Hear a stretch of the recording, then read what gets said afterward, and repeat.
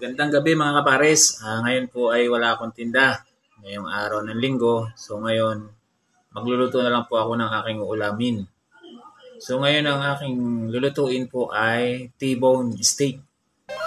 So abangan nyo mga kapares. Yan po ay lagi ko pong niluluto pagka mayroong nagpapaluto po sa akin. So ngayon, ipakikita ko po sa inyo ang mga rekado nito. Ito po, mayroon po tayong Jolly Mushroom. And then yan. Number 1 po yan, nandyan po. Meron po tayong ganyan. So, mayroon din po tayong dairy cream. Gagamitin dyan para sa T-bone steak. So, mayroon din tayong bawang. And then, mayroon tayong sibuyas. So, dalawa po yan, dalawa. And then, mayroon din po tayong paminta. Yan po yung mga gagamitin natin. And then, mayroon din po tayong Alaska Evap. Yan, para sa paggawa po ng gravy.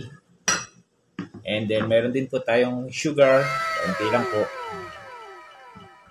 Then, meron din tayong cornstarch. Yan po, meron po tayo. Meron po tayong patatas. Sa hindi po nakakaalam, sariling version ko po itong lulutuin ko ito. Ito po ay T-bone steak nga po. And then, meron din po tayong mais. And then, meron din tayong carrots. And then, meron din tayong itlog pugo. O yan, nakikita nyo yan. Meron din tayong nor pork. Number 1 sa ginagamit ko yan. Then, meron din po tayong litos. Yan, yun po. At meron din po tayong kangkong. Yan po yung mga gagamitin natin sa T-bone steak pork. Yan. Meron din po tayong orange. Lemon and orange. Ayan po, meron po tayo. At meron din po tayong pipino.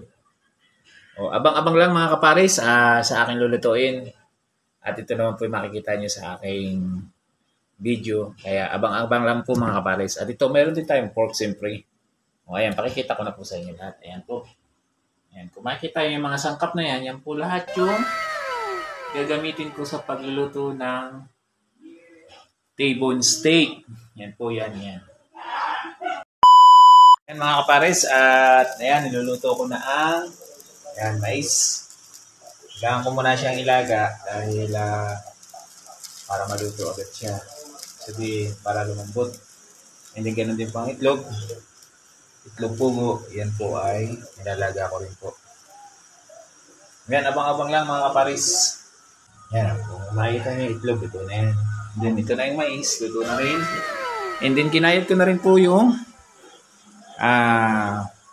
pipino at saka yung ayan, lemon. Saka yung yung litos nilagay natin. Pares, ayan. Ito na siya. So, ngayon, lalagay natin yung ating tingin-tingin lang po kayo sa aking T-bone steak. May flavor siya ng kangkong. Kaya siya ay may kulay green ng kaunti. Pero mamaya po mababago ng kulay niya. Lalagyan po natin siya ng tuyo pa. And then medyo mayroon siya ng brown. Kasi gawa ng tuyo. Ayan, nakasan na po natin yung apoy. Kasi yan ang apoy.